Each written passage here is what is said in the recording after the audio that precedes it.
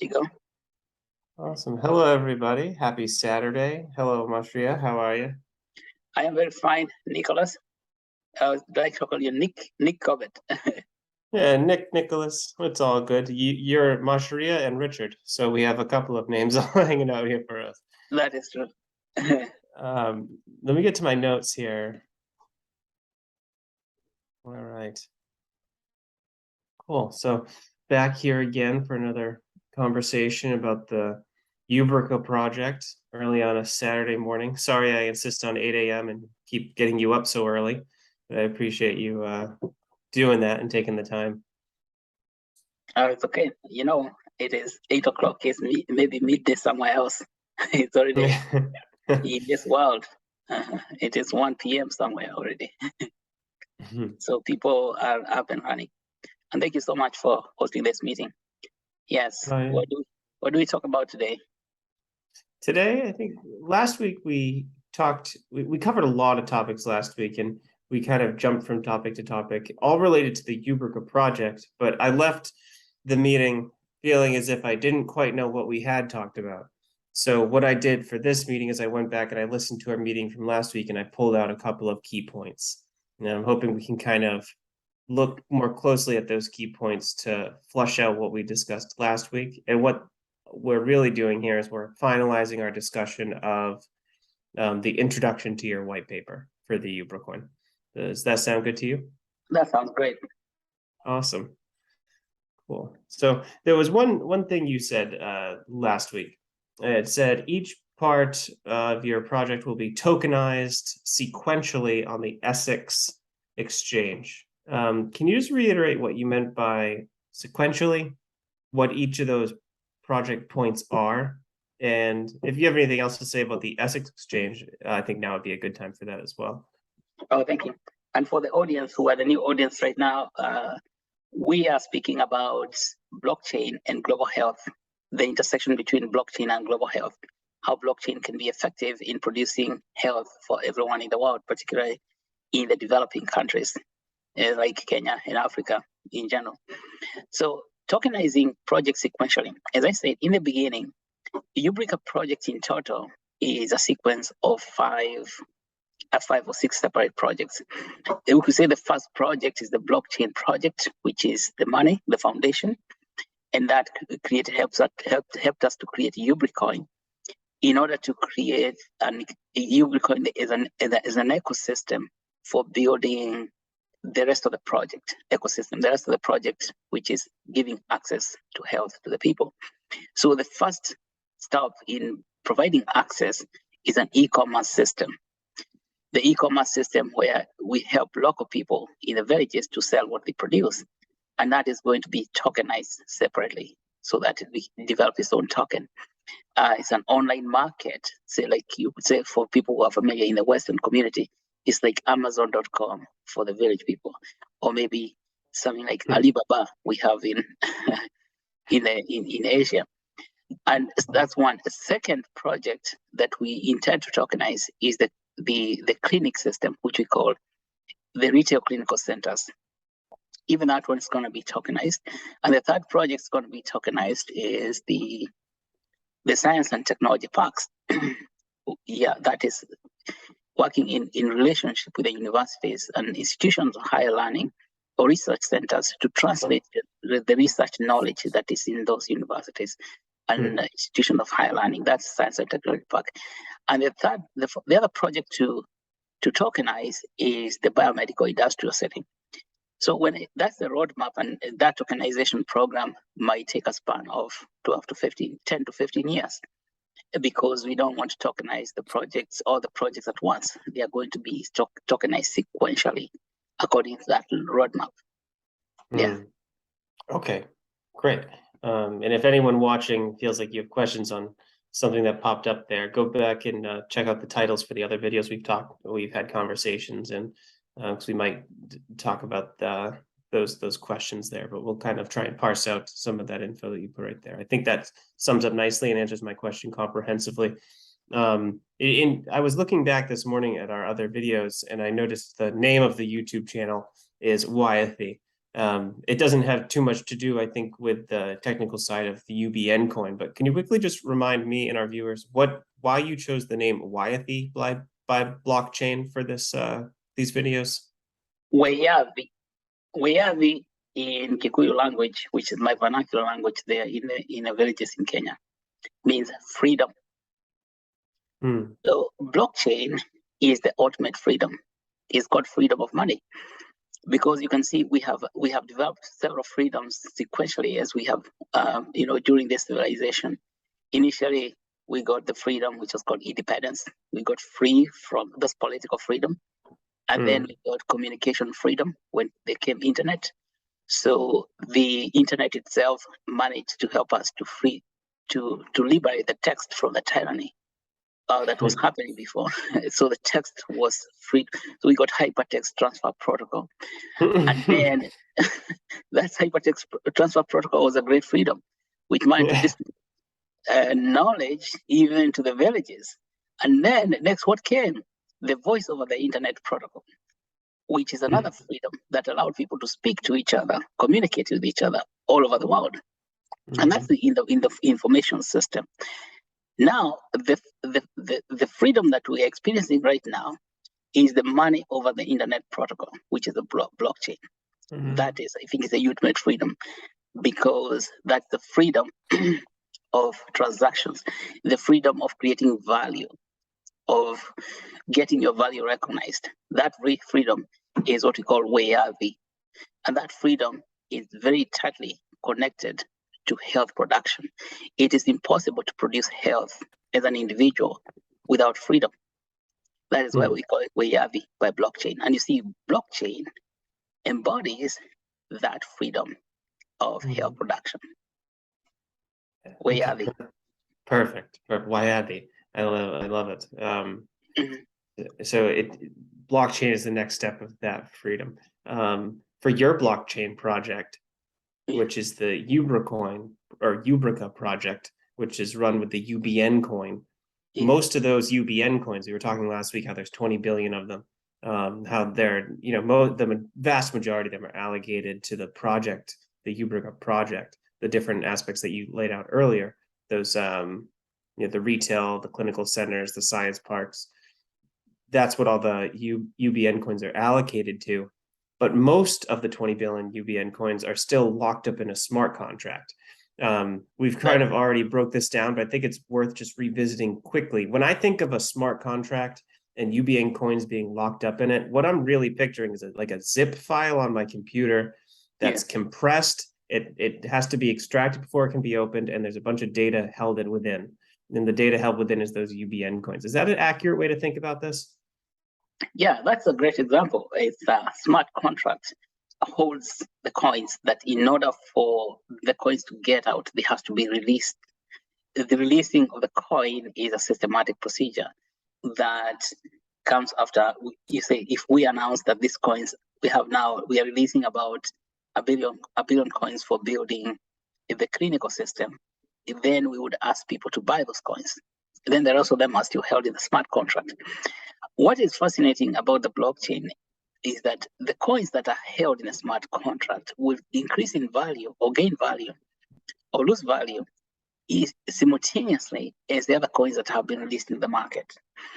Now, when coins are released in the market, people are able to buy them, and people are able to exchange them, and people are able to borrow them. As you can see, that holding coins in a smart contract very important, because it creates what you call, savings in the treasury. So the money is smart contract is like a bank where you want to deposit all the money, and then you'll be withdrawing it as you need as the projects develop. Yeah, I think so. As they're purchased, as these coins are purchased, are they being purchased from the smart contract, or is there something that an administrator must do to release them to the public and then they can be purchased? What will happen as we we announce different projects, different steps of the project in the roadmap, is that when the specific project is announced, then certain coins are set aside and they can be purchased directly from the smart contract that way. Okay. Yeah. And we want to organize this also, with the exchange owners, the ASICs, so that and that's the tokenization program, where the coins are now put in a different perspective, that they can become tokenized into the project. Yeah. So it's not as if, let's say, 10% of the coins are released and they're out there and people own them, and the smart contract releases another 10% of the coins. Essentially, the public quantity of coins available has just increased by 100%. Does that crash the price of the already publicly available coins, or is the price already factored into all the coins contained within the smart contract? That, as you say, if releasing the coins without plan can create something called inflation. Coins can get inflation, oversupply of coins, and that is not good. Is that it has to be, you have to hold them so that the coin are associated with the value that is being created. Gotcha. If the coins are associated with the value that's being created, then the value can rise simultaneously. So it has to be done step by step. And what I've seen in many blockchain communities is that if inflation happens to occur, some of the people, like you've seen in Ethereum, when they are transitioning into the point of a proof of stake system, they ban certain coins so that they can maintain value. Okay. Yeah. So it is a managed process that has to be managed very carefully to make sure that the value stays stable in the market. Okay, so it's not unlike when the Federal Reserve in the United States adjusts the interest rates. There's a mechanism, and someone's finger is on that mechanism to make sure that it doesn't run out of control, essentially.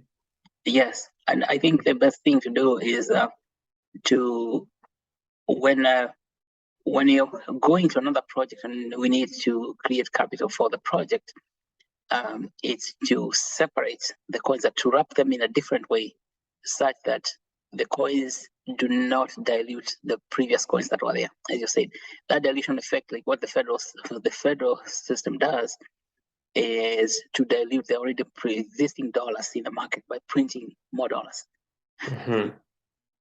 Yeah. But if you can encapsulate them into different project aspects, and each project aspect is essentially its own little mini microcosm of the greater economy, then as you release coins into that microsection, or whatever we want to call it, it's not diluting the other one. So it's almost like pouring orange juice into 5 different glasses of water, or orange juice in 5 different glasses of water and adding water to just one of them. So you're only diluting one glass as opposed to the entire pool.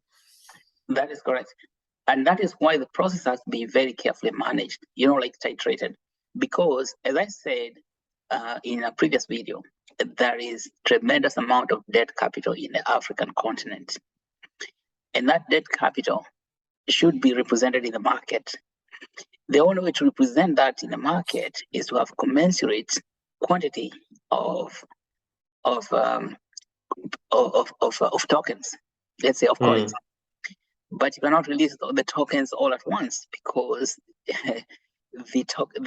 that even if you know that there is a huge debt capital, that debt capital is not going to come live suddenly. So as capital begins to become live, then you can release the coins in that sequence.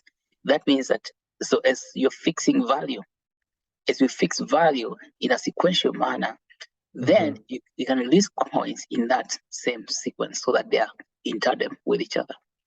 Okay, that makes sense.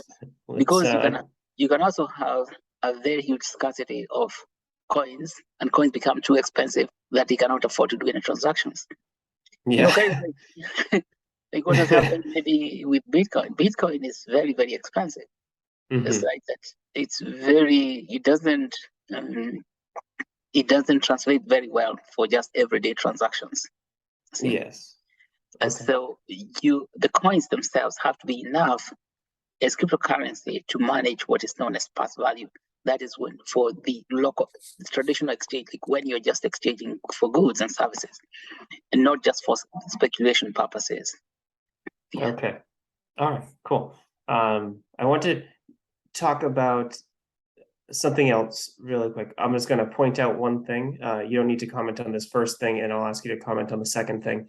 Last week, we talked about smartphone saturation in the African continent. And we said probably 10 years ago, you estimated it was probably about 40%. Today, you estimate about 80%. Given that rate of growth, I would expect in less than another 10 years, we'd be at, 100% or, within the range of that, and probably much sooner than 10 years. So we're looking at full smartphone access in Africa, and I'd say that between the next 5 to 10 years. And if you dispute that, feel free to do so in just a second. Now, the next thing, I just wanted to bring that up because that kind of facilitates the transactions. But you were talking about the African diaspora, people who live abroad from Africa, and they're sending remittances back to Africa.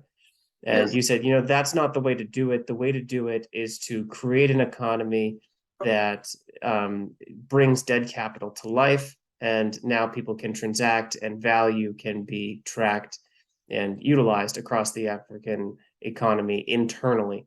And all of this technology, smartphones and whatnot, and the blockchain help facilitate that. But what about African exports?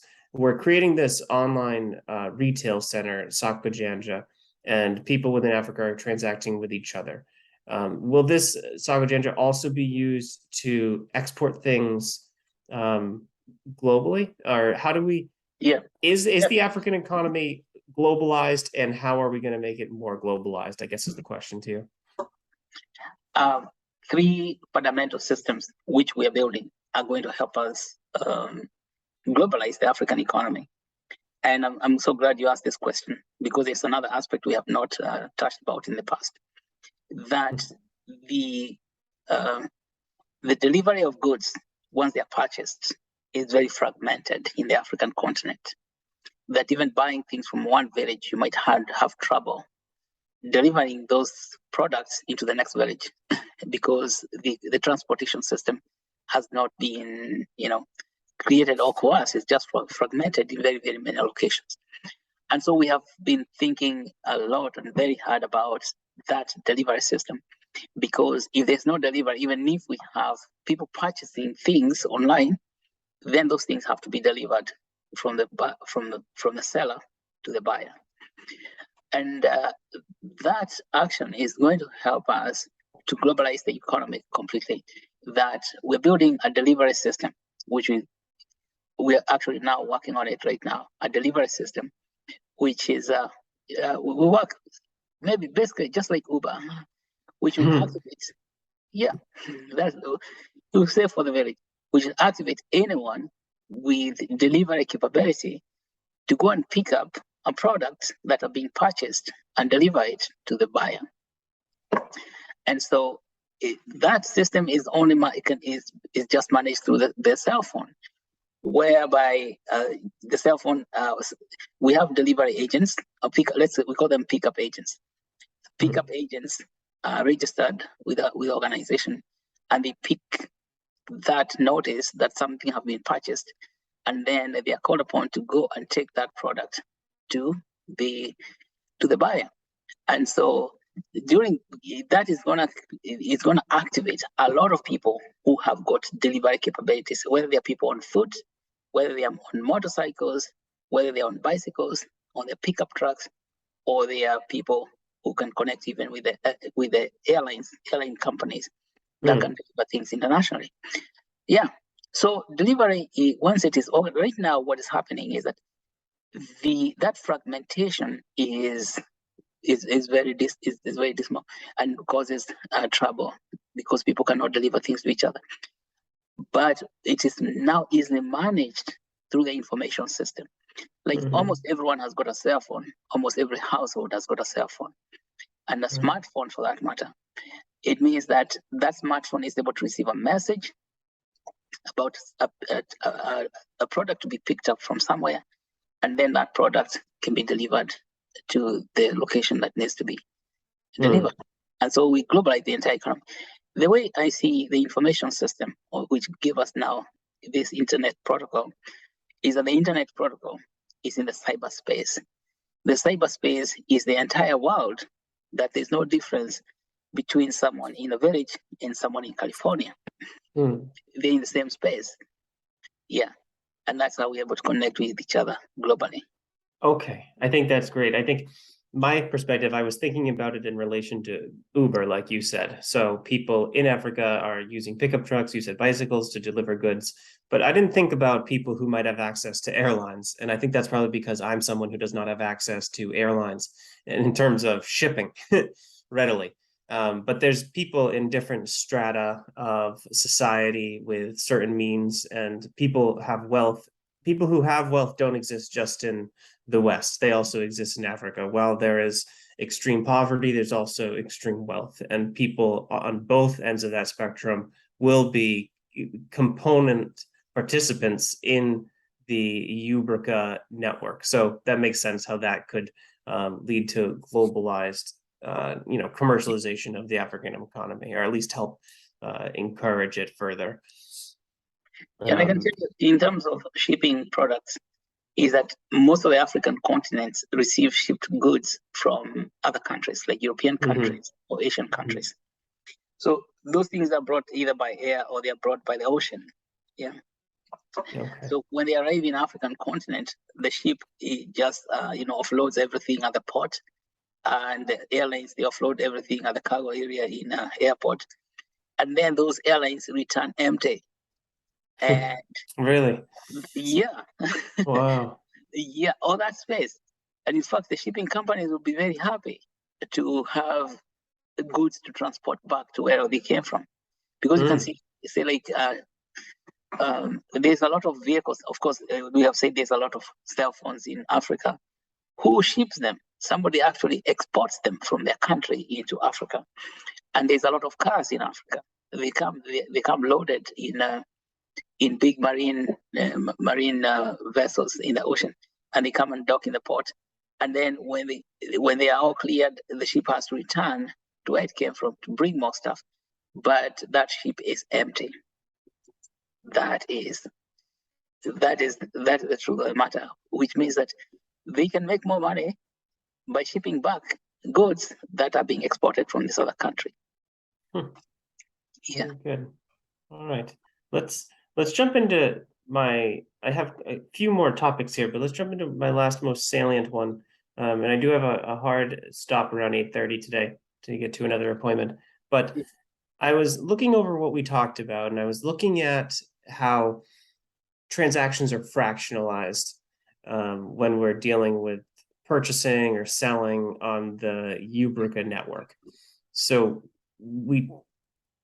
and essentially the idea that popped into my head following revisiting those ideas was that you're pretty much making a Ubrica socialized medicine where people transact. There is a portion of that transaction that is going to a pooled smart contract for healthcare, and that healthcare is provided to people who are part of the network.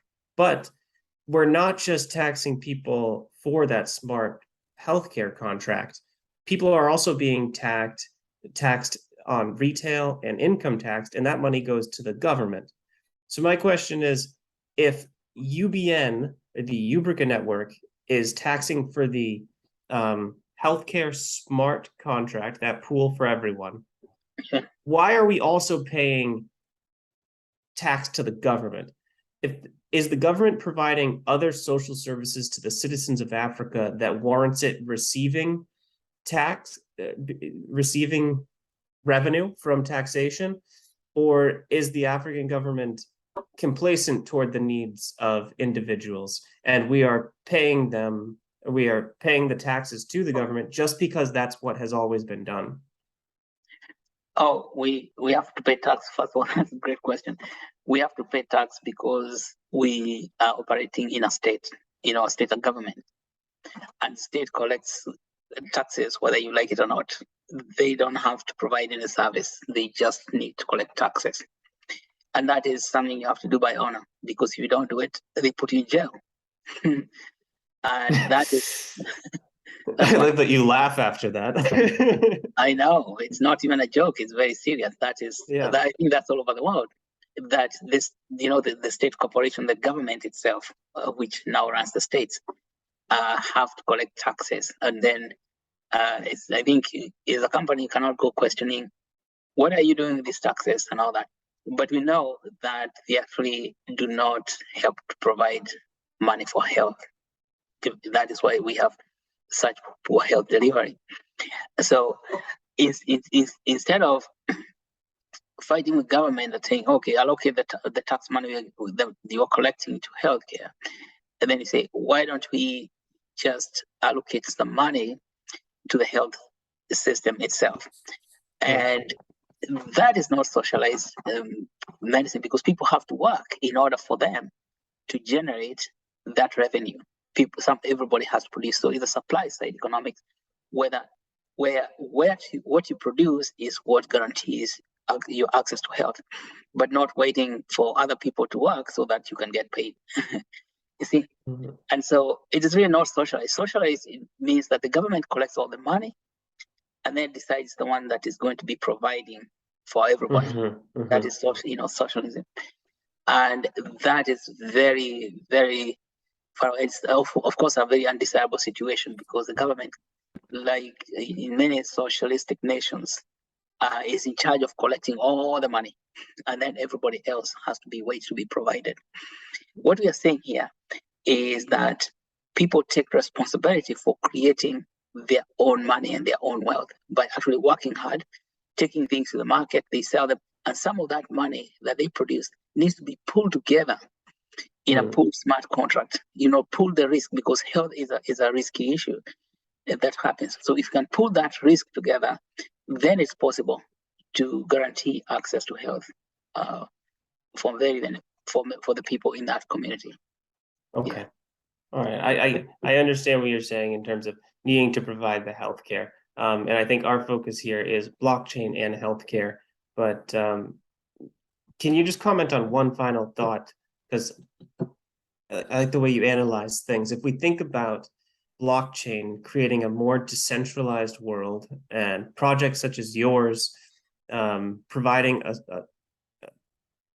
a tangible impact for society while also providing social services, as we move closer and closer to that decentralized world where blockchain becomes more prevalent and permeates every aspect of our lives, what happens to governments that are still taxing us, reducing the ability of populations to allocate capital to productive projects? It seems like, if we look 100 years down the road, maybe blockchain will decentralize everything and governments perhaps might not be as necessary.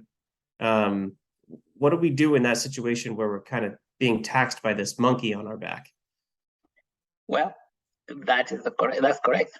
There's another gentleman who wrote a book that's very deep in this matter, known as Sovereign Individual. Sovereign individual. Now, the government today is a sovereign state, but the blockchain is overthrowing that whole phenomenon. That instead of having the sovereign state, then we have the individual being sovereign, and that's the point. And you can see there's a transition, whether we like it or not. That transition is here and is already evolving. And of course, governments in the world are going to fight very strongly against that. But that will not stop the movement of getting the individual to become sovereign compared to the government itself. Now, in this, we have to ask, what's the role of the government? The government still has a lot of, role to play, because of, the overarching, for bringing the population together. But then what will happen is find a way of working together between the sovereign nation and the sovereign individual. How is that going to happen? And that is happening. And that is really what we are. It is like, in the 15th century, then 16th century, we had separation of church from state. Mm-hmm. Yeah. And then, of course, came out in the 17th century, 18th century. And that actually became possible and real, that the United States became an example where the church was separated completely from the state. Mm-hmm. And that happened initially. So in Europe, in the Middle Ages, we had the church ruling everyone. But that is no longer today. And you can see in the future a situation whereby money itself may be separated from the state. And that is through the blockchain itself. And that creates, sovereign individuals. And it is not something that we are saying in theory, it is actually likely to happen. And the type of sovereign or developments that are going to happen, I think they are going to be structured through a certain knowledge phenomenon. So, for example, if you're in medicine, then you can create value in medicine that way. Or if you're in information tech, then you can create a sovereign state for information technology. And really, it's actually happening as we speak. But of course, not without a lot of resistance. Like we saw resistance in the Middle Ages between the separation of church from state. The church, the church did not just let that go easily. There was a big, yeah. Right. Well, So I think it's a genius of the future. People to understand that we can exist, we can coexist, but how do we do that in the future? yeah. Yeah. Right.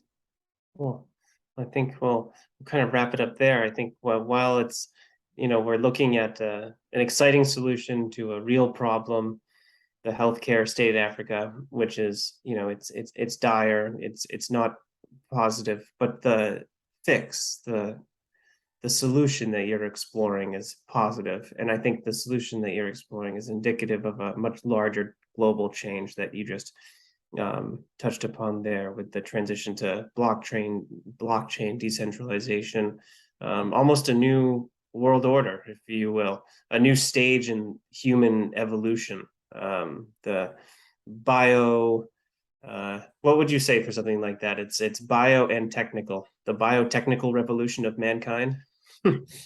Yeah, this is where you have the complete interface between the biology itself and information system.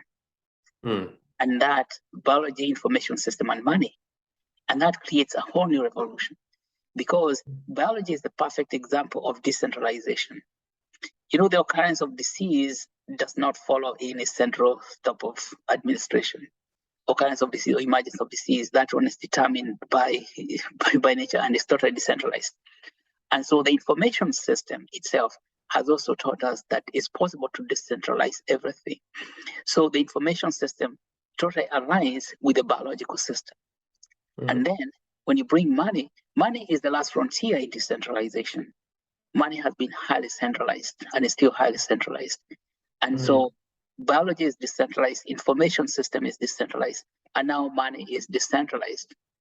So in that triangle, you have a major revolution happening. Yeah. And we're able to, in that revolution, we're able to tackle big diseases that spread around the world, because they spread around the world because the finance system is centralized. But the disease itself, like coronavirus, is totally decentralized and is able to spread anywhere it wants. Yeah. All right, cool. That's the depth of it. I think this has been a very nice conversation this morning. Thank you, Mashria, for having me be a part of this again, and I'll look forward to our conversation next week. I'll let you say the final outro to the viewers, and thank you from me. Well, the final thing is that we are now at the root of decentralization, where we are combining. We have understood that biology is totally decentralized, information is decentralized. Now money, or the administration of money, also becomes decentralized, based on the information system, and how everything ties into one. So thank you so much, Nick. As we continue this conversation, we are going to dig deeper, particularly in the decentralization of health administration, or decentralization of the health system, and how the value of the blockchain in that goal. Well, thank you. All right.